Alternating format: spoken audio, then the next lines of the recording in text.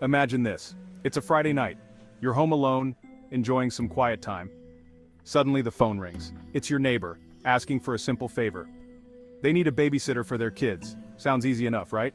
Now picture this scenario unfolding. You arrive at their house expecting a typical evening. But it's much bigger than you imagined. The lights are dim, casting long shadows. It's quiet, too quiet. As you step inside, you feel a shiver run down your spine. Something doesn't feel right. The air is thick with an eerie silence. This is how the story of the clown statue usually begins.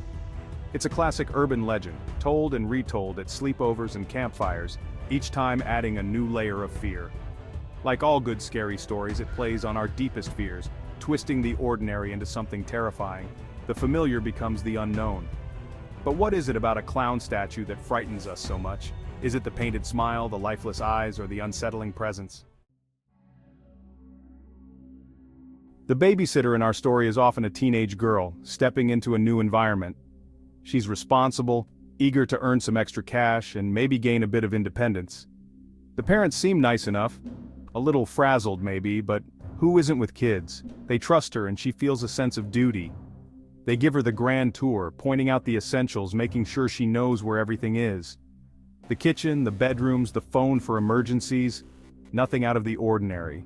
After the tour, they're out the door, leaving her with the keys and a list of emergency contacts. The babysitter is now alone in the quiet house. The kids are sleeping and the silence almost deafening.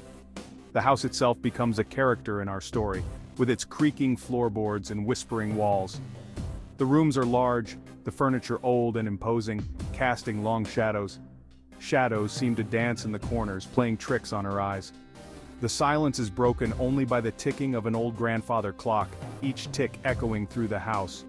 Each tick seems to amplify the growing unease in the babysitter's heart, making her question every sound she hears. She checks on the children. They're sound asleep, oblivious to her growing fear. As she makes her rounds, she can't help but notice it. A clown statue. It sits in the corner of the living room, eerily staring at her. It's tall and imposing, with a painted-on smile that seems to widen the longer she looks at it. Its eyes seem to follow her every move. They glint in the dim light, making her skin crawl. It's just a statue. It's just a weird statue. She tries to ignore it, telling herself it's just a statue, but the feeling persists. Someone or something is watching her. Time seems to crawl by. Every creak of the floorboards, every rustle of curtains sends a jolt of fear through her. She tries to distract herself, reading a book, watching TV. But the image of the clown statue, its painted smile and watchful eyes, is seared into her mind. She starts to imagine things. The shadow of the statue seems to move, stretching across the wall as if alive. She hears soft laughter, whispering her name. Her heart pounds in her chest. She knows it's just her imagination running wild, fueled by the creepy atmosphere of the house and the unsettling presence of the statue. But the fear feels all too real. Unable to shake the feeling of dread, she decides to call the parents. She needs reassurance, someone to tell her she's being silly. The phone rings and rings. Finally, the father answers, his voice laced with concern. She tells him about the statue, how it's freaking her out. She tries to sound calm, but her voice trembles with fear. She expects him to laugh it off, to tell her to relax.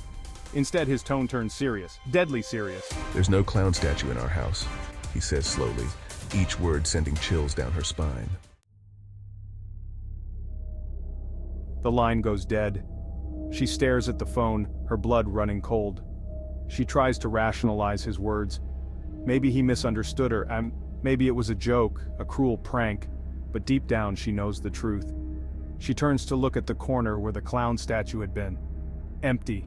The statue is gone. But how? Where did it go? The story usually ends here, leaving the reader to imagine the babysitter's fate and the true nature of the vanishing clown statue. Was it ever a statue at all?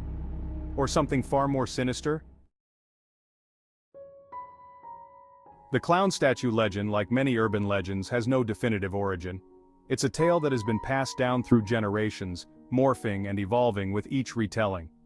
It's a story whispered from one person to another, changing slightly with each telling. Each storyteller adds their own twist, making the legend even more chilling. But its impact is undeniable. The fear it instills is palpable, leaving listeners with a lingering sense of dread. This tale, and others like it, have contributed to the widespread fear of clowns, a phenomenon known as coulrophobia.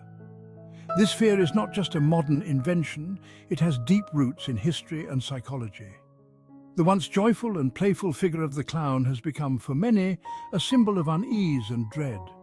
What was once a source of laughter now evokes shivers and anxiety. The image of the creepy clown has been used and reused in popular culture, from Stephen King's Pennywise to countless horror films and TV shows. This recurring motif taps into our deepest fears. It taps into our primal fears, the fear of the unknown, the fear of something hiding beneath a friendly facade. The juxtaposition of a smiling face with sinister intentions is deeply unsettling. The clown statue legend, though simple in its telling, continues to frighten and fascinate.